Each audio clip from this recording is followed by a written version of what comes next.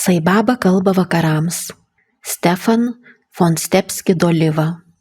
Iš vokiečių kalbos vertė Gražina Šumskytė. Pradžia. Kas yra Šri Satya Sai Baba? Šri Satya Sai Baba yra šių laikų avataras. Avataras tai Dievo įsikūnijimas, kuriam būdinga tokios savybės: visur esantis, visa galintis, visa žinantis, visa mylintis. Sai Baba gimė turėdamas šias savybės. Jis atėjo, kad išgelbėtų pasaulį nuo gresiančio šiam žlugimo ir perteiktų jam naujas vertybės.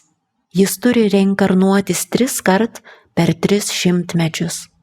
Prieš šią inkarnaciją jis buvo Širdi Baba, gyvenęs XIX amžiuje ir rengęsis savo misijai. Tapęs Sai Baba, šią misiją dabar jis atlieka, pertvarkydamas pasaulį ir visuomenę. Kitame šimtmetyje tapęs Premasai, jis užtikrins naują tvarką. Sai Baba nekuria naujos religijos. Jis primena mums tai, ką žinojom anksčiau, bet užmiršom, ir dovanoja mums savo meilę. Todėl dabartinės religijos gali atsinaujinti ir mūsų tikėjimas gali tobulėti arba būti pažadintas. Sai Baba turi ašramą, švento buvimo vietą Indijoje, į kurį jo palaiminimo žmonės atvyksta iš viso pasaulio. Tačiau ne vien ten, ir savo namuose galima patirti, kad jis yra visur esantis. Indijoje Sai Baba sukūrė naują mokyklų ir universitetų sistemą, įsteigė daug socialinių institucijų, pastatė didžiulę ligoninę, kur gydoma nemokamai. Satyo Sai Babos vardo reikšmė tokia: Sai – dieviškoji motina, Baba – dieviškasis tėvas, o Satya reiškia tiesa. Jis siekia, kad pasaulyje įsigalėtų tiesa. Pratarmė. Šios knygos atsiradimas tai neįprasčiausias, o galbūt ir sunkiausias mano išgyvenimas kelyje į tobulesnį dvasingumą. Šis kelias prasidėjo 1989 metais. Beje, taip tiksliai nustatyti tai galiu tik dabar, žvelgdamas į praeitį. Tada aš buvau tik nustebęs ir apskritai neįžvelgiau jokių tolesnių sąsajų. Tuomet gyvenau Gainesvillyje, Floridoje, studijavau Idos Rolf struktūrinės integracijos giluminio masažo metodą. Klausant šį kursą, buvome skatinami pasikliauti intuicija ir jausmais, tai yra atliekant masažą, atsisakyti mąstymo ir leisti rankoms judėti visiškai laisvai. Tada netikėtai išgirdau vidinį balsą, tiksliai nurodantį, ką turiu daryti. Tai mane labai nustebino, negalėjau suvokti, iš kur šis balsas, dar ir to, kad tas balsas man nuolat siūlydavo tokius sprendimus, kurie iš tikrųjų lemdavo sėkmę. Po to buvo daugybė nutikimų, kai šis vidinis balsas vedė mane, apsaugojo ir mokė. Mane stebina ir tai, kad taip netikėtai išgirdau šį balsą, nes anuomet nebuvau itin tikintis, ką jau kalbėti apie dvasingumą.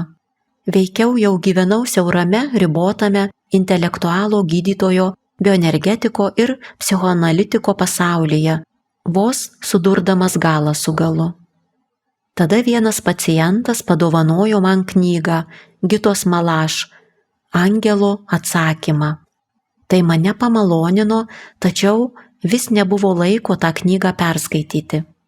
Po kurio laiko, kai šią knygą buvau beveik pamiršęs, staiga pradėjau kasnakt gan keistai pabusti iš miego, o vėliau užmigti galėdavau tik po to, kai apie valandą ją paskaitydavau. Vieną naktį pabudęs įsijungiau šviesą ir jau ketinau skaityti, ir tuomet pamačiau savo kambaryje šviesos būtybę. Iš pradžių labai išsigandau, tačiau kai pamačiau, kaip švelniai ši būtybė žvelgia, baimė atslūgo. Ji tarė: esi išrinktasis, esi saugomas, mes pasiruošę visada tau padėti. Palaimino mane ir pranyko. Stovėjau netekę žado, sukrėstas iki sielos gelmių.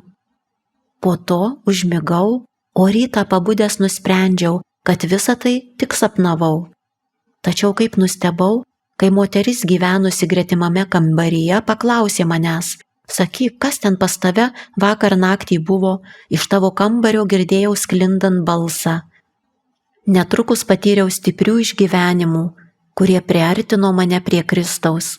Išgyvenau Kristų kaip šiltą šviesą savo širdyje ir pajutau nenumaldomą troškimą sekti juo. Todėl maldose be paliovos prašiau padėti man surasti gyvą mokytoją. Netrukus gavau dovanų Samuelio Sandveiso knygą Sai Baba, šventasis ir psichiatras. Ši knyga sužadino man tokį stiprų ilgesį, kad po 2 mėnesių jau sėdėjau prie Sai Babos kojų. Tuomet supratau, kad ilgėjausi jo. Aš rame patyriau jaudinančių išgyvenimų, nors asmeniškai man Sai Baba nepasakė nei žodžio. Pokalbio nebuvau pakviestas ir vėliau ten viešėdamas. Jis kalbėjo su manimi veikiau kaip vidinis balsas ir aiškiai leido man suprasti, kad šis balsas yra jo. Jis buvo tas mokytojas, kurio vidinis balsas lydėjo mane visus ankstesnius metus. Jis buvo tas visažinis, kuris suteikė man malonę girdėti šį balsą kaskart vis aiškiau, kaskart vis labiau juo pasikliauti. Po to, kai grįžau iš pirmos kelionės į Puttapartį, mano gyvenimas iš pamatų pasikeitė. Sai Baba pamažu privertė mane atsisakyti to psichoterapijos būdo, kurį iki tol naudojau, ir atvėrė man visiškai naujus kelius. Šie keliai teikė man atsakymus į daugelį klausimų, kurie jau metų metus man rūpėjo. Tačiau, kad ir kaip būtų, manęs visai nedžiugino Sai Babos nurodymai, kuriuos girdėjau kaip vidinį balsą, nes Sai Baba vis ragino apdairiau taikyti fizinius pratimus ir telkti dėmesį į žmonių tarpusavio santykius. Tai buvo išties nepaprastai teisinga, nes spartino gydymą, tačiau mano pacientai pageidavo pratimų. Daugelis priešindavosi tokiam gydymui, dėl to patekdavau į kebliausias situacijas, nes žinojau, kad turiu pasikliauti savo vidiniu balsu, tačiau norėjau neapvilti ir pacientų. Neretai tekdavo patirti siaubingų akimirkų. Tuomet labai prastai jausdavausi, kartais būdavo taip, kad per 3 seminaro dienas numesdavau 5 kilogramus. Tačiau aš supažindino mane su Konstancija, kurią jo padedamas vedžiau ir kuri dabar dirba drauge su manim. Sai Babos vadovaujami ir Konstancijos meilės bei sugebėjimų padedami mes padėjome daugeliui porų, o ir patys ne vienoje sunkioje situacijoje jautėmės saugiai vedami jo. Nepaisant šių įrodymų, kad Sai Baba vadovauja man per vidinį balsą, man vis dar rūpėjo išsiaiškinti, amžinai tas mąstymas, ar teisingai jį girdžiu ir ar kaip nors savaip nesudėlioju žodžių, kad paskui skelbčiau juos kaip jo nurodymus. Norėdamas padėti man atsikratyti šių dvejonių, Sai Baba padovanojo mudviem su Konstancija namą, kurį teko perstatyti, nes ketinome įsirengti gydymo patalpas ir darbo kabinetus. Pirmiausia, Sai Baba vieną po kito atėmė iš mūsų visus architektus, su kuriais ketinome konsultuotis. Jis pasakė, kad architektas esąs jis. Visko turėjome klausinėti jo. Iš tiesų, tai nereiškia, kad nuo tol viskas klostėsi kuo sklandžiausiai. Priešingai, iš pradžių viskas nesisekė. Tuomet paaiškėjo kai kas labai svarbaus.